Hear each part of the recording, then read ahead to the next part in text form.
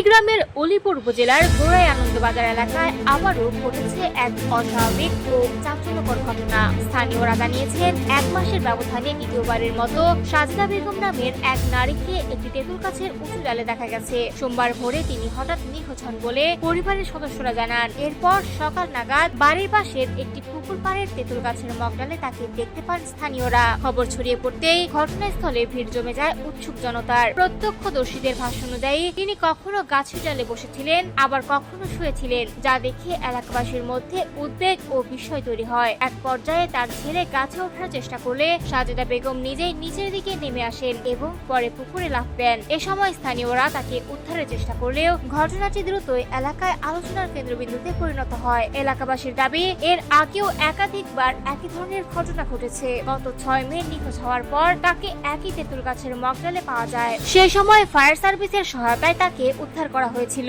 এমনকি রমজান মাসেও একই ধরনের ঘটনার কথা জানিয়েছেন তার স্বজনরা।